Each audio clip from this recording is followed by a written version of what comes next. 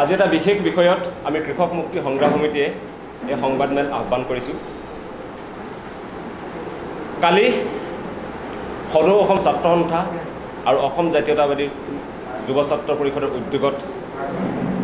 এক ৰাজনৈতিক দলৰ জন্ম লাভ কৰিলে অসম জাতীয় পৰিষদ নামেৰে।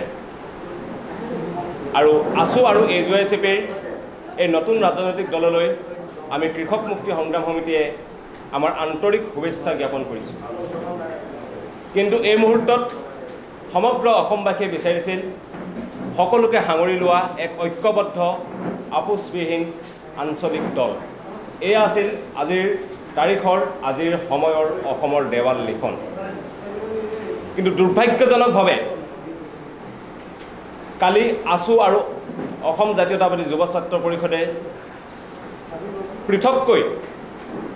এটা আঞ্চলিক দলৰ নাম ঘোষণা কৰি তাৰ পূৰ্ণাংগ আহ্বায়ক সমিতি গঠন কৰি সকলোকে সাঙুৰি এটা ঐক্যবদ্ধ আপোচবিহীন আঞ্চলিক দলৰ সম্ভাৱনাক প্ৰায় নোহোৱা কৰি পেলালে। সেইকাৰণে আমি কৃষক মুক্তি সংগ্ৰাম সমিতিয়ে আছু আৰু AJCPৰ এই নতুন আঞ্চলিক দললৈ আমাৰ শুভেচ্ছা জ্ঞাপন কৰিও এই মুহূৰ্তত আমি আমাৰ আনন্দ প্ৰকাশ কৰিব পৰা নাই, আমি সুখী হ'ব পৰা নাই। কাৰণ আমি আন্তৰিকতাৰে বিচাৰিছিলোঁ যে আমি সকলো লগ হৈ এটা আপোচহীন আঞ্চলিক দল গঢ়ি তোলোঁ, যিটো আছিল এই সময়ৰ অসমৰ আহ্বান। অসম আইক বচাবৰ কাৰণে, অসমীয়া জাতিক বচাবৰ কাৰণে আমি একলগ হোৱাটো আছিল সময়ৰ আহ্বান। আৰু সেইবাবে এই আহ্বান নহৈ সুকীয়াকৈ পৃথককৈ দল খোলাত আমি সুখী হ'ব পৰা নাই, আমি আমাৰ শুভেচ্ছা জ্ঞাপন কৰিছোঁ। আৰু আমি বিশ্বাস কৰিছোঁ যে সকলো শক্তি একলগ নহৈ সুকীয়াকৈ দল গঠন কৰাটো এই মুহূৰ্তৰ এক ঐতিহাসিক ভুল। আৰু আমি যেতিয়া এই ঐতিহাসিক ভুলটো কৰিছোঁ তেতিয়া দেখা পাইছোঁ যে এই কথাটোত আটাইতকৈ সুখী হৈছে BJP আৰু RSS। আমি বাৰম্বাৰ কৰিছিলোঁ, আমি শেষ মুহূৰ্তলৈকে আৰু আজিৰ তাৰিখতো আমি চেষ্টা অব্যাহত ৰাখিছোঁ যে আহক আমি সকলো জাতীয় জনগোষ্ঠীয় সংগঠন, আহক আমি সকলো আঞ্চলিক শক্তি জাতীয় জনগোষ্ঠীয় সংগঠন একলগ হওঁ। আৰু আমি যদি একলগ হ'লোহেঁতেন তেন্তে BJP, তেন্তে কংগ্ৰেছ আৰু AYDF অসমৰ ৰাজনীতিৰ পৰা ধূলিসাৎ হৈ গুচি গ'ল। কিন্তু সেইটো নহ'ল। কিন্তু এতিয়াও আমি আশা হেৰুওৱা নাই, আমি এতিয়াও আশা ৰাখিছোঁ। কালি পৃথককৈ দল খুলি আমি লগ হোৱাৰ এটা ঐতিহাসিক সুযোগ হেৰুৱালোঁ। আৰু এই গোটেই মুহূৰ্তত আমি দেখা পালোঁ যে কিছুমান অপ্ৰাসংগিক কথাৰে আমি একলগ হোৱাৰ বিষয়টো ধুঁৱলি কৰি পেলোৱা হ'ল। বাৰম্বাৰ মতাদৰ্শ আৰু কৰ্মপন্থাৰ কথা কোৱা হ'ল। কিন্তু আমি কৈছিলোঁ কি? আমি কৈছিলোঁ এক ঐক্যবদ্ধ আঞ্চলিক দলৰ কথা। আৰু আঞ্চলিক দলৰ আদৰ্শ আৰু মতাদৰ্শ কি হ'লহেঁতেন? আঞ্চলিক দলৰ মতাদৰ্শ আৰু আদৰ্শ হ'লহেঁতেন জাতীয়তাবাদ, আৰু এইবিলাক সকলো কথা সংবিধান আৰু কৰ্মসূচীত লিপিবদ্ধ হ'লহেঁতেন। আৰু যেতিয়া এইবিলাক সংবিধান আৰু কৰ্মসূচীত লিপিবদ্ধ হ'লহেঁতেন তেন্তে আমি ভাবোঁ যে আমি যি লগ হোৱাৰ ক্ষেত্ৰটোত এই মতাদৰ্শ কৰ্মপন্থা আদি বিষয়বিলাক অপ্ৰাসংগিক হৈ পৰিলেহেঁতেন। কিন্তু আজিৰ তাৰিখতো আমি কৃষক মুক্তি সংগ্ৰাম সমিতি আমাৰ স্থিতিত অটল আছোঁ। আমি এতিয়াও এটা দল এখন প্ৰতীক, এটা প্ৰতীকৰ কথাই স্থিতিত আমি অটল আছোঁ।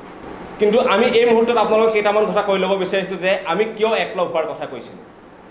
আমি যদি একলগ হ'লোহেঁতেন, সকলো জাতীয় জনগোষ্ঠীয় সংগঠন আৰু আঞ্চলিক যদি একলগ হ'লোহেঁতেন তেন্তেহ'লে অসমৰ ৰাজনীতিত আমি BJP, কংগ্ৰেছ আৰু AYDFক চিৰদিনৰ কাৰণে বিদায় দিব পাৰিলোহেঁতেন। আমি দেখা পাইছোঁ যে আগ্ৰাসী ৰাষ্ট্ৰীয়তাবাদ আৰু সাম্প্ৰদায়িক ফেচিবাদৰ হাতত আজি অসমীয়াৰ পৰিচয়, আজি অসমীয়াৰ আইডেণ্টিটি, আজি আমি দেখা পাইছোঁ যে আগ্ৰাসী ৰাষ্ট্ৰীয়তাবাদ, আগ্ৰাসী সাম্প্ৰদায়িক ফেচিবাদৰ হাতত আজি অসমীয়াৰ স্বাৰ্থ সম্পূৰ্ণৰূপে সুৰক্ষিত নহয়। এই অসমীয়াৰ স্বাৰ্থ আৰু অসমীয়াৰ আইডেণ্টিটি সুৰক্ষিত কৰিবৰ কাৰণে আমি সকলো একলগ হোৱাটো বিচাৰিছোঁ। আমি দেখা পাইছোঁ যে সাম্প্ৰদায়িক ফেচিবাদৰ হাতত আজি গণতন্ত্ৰ সম্পূৰ্ণৰূপে ভুল লুণ্ঠিত হৈছে। আমি গণতন্ত্ৰক পুনৰ উদ্ধাৰ কৰিবৰ কাৰণে আমি সকলো একলগ হোৱাটো বিচাৰিছিলোঁ। আমি দেখা পাইছোঁ যে ৰাষ্ট্ৰীয়তাবাদী শক্তিৰ হাতত আজি ভাৰতৰ ফেডাৰেলিজম ব্যৱস্থা তছনছ হৈ গৈছে। এই ফেডাৰেলিজম ব্যৱস্থা পুনৰ একলগ হ'বৰ কাৰণে আমি একলগ হোৱাটো বিচাৰিছিলোঁ। আমি সকলো আঞ্চলিক শক্তি একলগ হোৱাটো বিচাৰিছিলোঁ যাতে 2015 চনত মোদী চৰকাৰে আমাৰ যি বিশেষ ৰাজ্যৰ মৰ্যাদা কৰ্তন কৰিলে, সেই বিশেষ ৰাজ্যৰ মৰ্যাদা যাতে পুনৰ ঘূৰাই আনিব পাৰোঁ। আমি একলগ হোৱাটো বিচাৰিছিলোঁ যাতে কেতিয়াও অসমত বলবৎ হ'ব নোৱাৰে, বলবৎ নহ'ব নোৱাৰাতে যাতে আমি বিধানসভাত প্ৰস্তাৱ গ্ৰহণ কৰিব পাৰোঁ, তাৰ কাৰণে আমি একলগ হোৱাটো বিচাৰিছিলোঁ। আমি একলগ হোৱাটো বিচাৰিছিলোঁ এখন আধুনিক অসম, এখন নতুন অসম, এখন বিকশিত অসমৰ আন্তঃগাঁথনি তৈয়াৰ কৰিবৰ কাৰণে। আৰু আমি একলগ হোৱাটো বিচাৰিছিলোঁ অসমৰ সকলো দীৰ্ঘদিনীয়া আমাৰ যিবিলাক সমস্যা এই সমস্যাবিলাকক ৰাষ্ট্ৰীয় সমস্যা ৰূপে পৰিগণিত কৰাৰ বাবে আমি একলগ হ'ব বিচাৰিছিলোঁ কিন্তু দুৰ্ভাগ্যবশতঃ একলগ হোৱাৰ পথটো প্ৰায় অৱৰুদ্ধ কৰি তোলা হৈছে আপোনালোকে দেখা পাইছে যে আমি যি উদাৰতা প্ৰদৰ্শন কৰিছিলোঁ আমাৰ উদাৰতাক দুৰ্বলতা বুলি ভবা হ'ল আমি হাতজোৰ কৰি কৈছোঁ আমি বিনম্ৰভাৱে কৈছোঁ যে আমাৰ উদাৰতাক আপোনালোকে আমাৰ দুৰ্বলতা বুলি নহ'ব কেৱল কেৱল কেৱল জাতীয় স্বাৰ্থত আমি আমাৰ এই উদাৰতা দেখুৱাইছিলোঁ কেৱল জাতীয় স্বাৰ্থত আমি সৰ্বোচ্চ শিথিলতা প্ৰদৰ্শন কৰিছিলোঁ কেৱল জাতীয় স্বাৰ্থত আমি সকলো ত্যাগ কৰিবলৈ সাজু হৈছিলোঁ আৰু এতিয়াও আমি সাজু আছোঁ আমি মনত ৰাখিব লাগিব আমাৰ সন্মুখত কোন আছে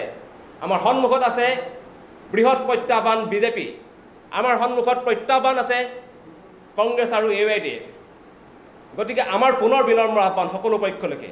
যদিহে জাতীয় জীৱনৰ সুৰক্ষাই যদি আমাৰ লক্ষ্য হয় তেন্তে আহক আমি সকলো একলগ হওঁ আমাৰ সকলো পক্ষলৈকে বিনম্ৰ আহ্বান যদি আপোনালোকে অসমত জাতিধ্বংসী আইন বলবৎ হোৱাটো নিবিচাৰে তেন্তে আহক আমি একলগ হওঁ আমি সকলোকে বিনম্ৰভাৱে আহ্বান জনাইছোঁ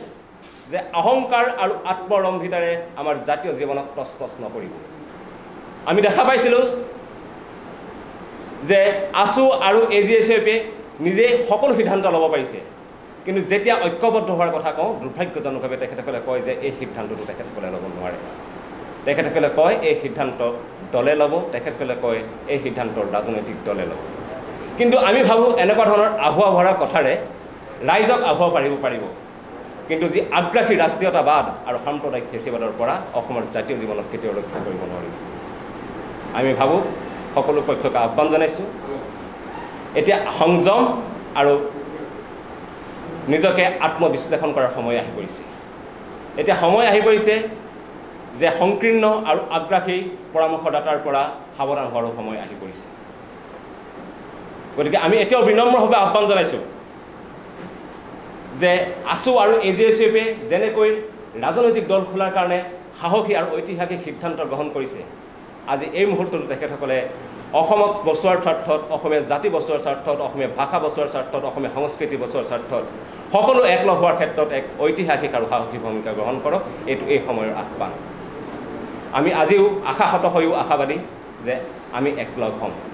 কিন্তু একেটা সময়তে আমি ক'ব বিচাৰিছোঁ যে আমি এতিয়াও এটা দল এখন পতাকা এটা প্ৰতীকৰ কথাত অটল আছোঁ আমি এতিয়াও সংকল্পবদ্ধ যে কংগ্ৰেছ আৰু AIDFক বাদ দি সকলো বিৰোধী শক্তিক আমি একত্ৰিত কৰিম আৰু আমি অহা 20 ছেপ্টেম্বৰ তাৰিখলৈকে ASU AGSFP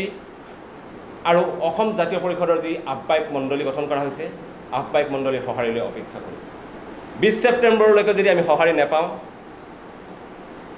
তেন্তে আমি কৃষক মুক্তি সংগ্ৰাম সমিতিয়ে সকলো জাতীয় জনগোষ্ঠীয় সংগঠন বিৰোধী ছাত্ৰ সমাজ বিৰোধী শিল্পী সমাজ বিৰোধী লেখক বুদ্ধিজীৱী সমাজ সকলোৰে লগত আলোচনাত মিলিত হ'ম আমি যদি অহা 20 তাৰিখলৈকে সঁহাৰি নাপাওঁ আমি কৃষক মুক্তি সংগ্ৰাম সমিতিয়ে আমাৰ নিজৰ যি প্ৰস্তাৱিত ৰাজনৈতিক দল সেই দল গঠনৰ প্ৰস্তুতিৰ কাম আমি আগবঢ়াম আমি সদৌ অসম ছাত্ৰ সন্থা অসম জাতীয়তাবাদী যুৱ ছাত্ৰ পৰিষদ আৰু কালি আত্মপ্ৰকাশ কৰা অসম জাতীয় পৰিষদৰ আহ্বায়ক মণ্ডলী সকলোকে আহ্বান জনাইছোঁ যে আহক জাতিক বচোৱাৰ স্বাৰ্থত আমি একলগ হওঁ এয়া সময়ৰ আহ্বান এয়া দেৱালৰ লিখন আজি যদি আমি ঐক্যবদ্ধ নহওঁ ঐক্যবদ্ধ হোৱাৰ ক্ষেত্ৰত যদি আপোনালোকে ঐতিহাসিক পদক্ষেপ গ্ৰহণ নকৰে তেন্তে ইতিহাসে কাকো কেতিয়াও ক্ষমা নকৰিব আমি স্পষ্টভাৱে মই কৈছোঁৱে যে আমি কৈছোঁ যে এক ঐক্যবদ্ধ আঞ্চলিক ৰাজনৈতিক দলৰ কথা ঐক্যবদ্ধ আঞ্চলিক ৰাজনৈতিক দলৰ মতাদৰ্শ কি হ'ব জাতীয়তাবাদ হ'ব আৰু এই সকলোবিলাক মতাদৰ্শ সংবিধান আৰু কৰ্মসূচীত লিপিবদ্ধ থাকিব আৰু যি এই ৰাজনৈতিক দলৰ হৈ কাম কাজ কৰিব সেই সংবিধানৰ প্ৰতি আনুগত্য থাকিব আৰু যেহেতু সংবিধান আৰু কৰ্মসূচীত আমাৰ মতাদৰ্শ কি লিখাত লিপিবদ্ধ থাকিব গতিকে এই মুহূৰ্তত মতাদৰ্শ আৰু কৰ্মপন্থাৰ বিষয়টো আচলতে অপ্ৰাসংগিক এটা বিষয় আছিল গোটেই বিষয়টো ঐক্যবদ্ধ হোৱাৰ প্ৰক্ৰিয়াটো ঢৌলি কুঁৱলী কৰি তুলিবৰ কাৰণে বাৰম্বাৰ আদৰ্শ আৰু মতাদৰ্শ কথাটো কৈ থকা হৈছে যেন আমি বোধ কৰিছোঁ হয় আমি কৃষক মুক্তি সংগ্ৰাম সমিতিৰ কিছু মতাদৰ্শ আছে যে আমি কোনো কথাত আপোচ নকৰোঁ আমি কেতিয়াও জাতি ধ্বংসিকাৰ ক্ষেত্ৰত আপোচ নকৰোঁ আমি বৃহৎ নদী বান্ধৰ ক্ষেত্ৰত আপোচ নকৰোঁ আমি টুল গেটৰ ক্ষেত্ৰত আপোচ নকৰোঁ আমি তৈল ক্ষেত্ৰত নিলামৰ ক্ষেত্ৰত আপোচ নকৰোঁ এই আপোচহীনতাক লৈ যদি কাৰোবাৰ দ্বিধা আছে তেতিয়া আমাৰ ক'ব লগা একো নাই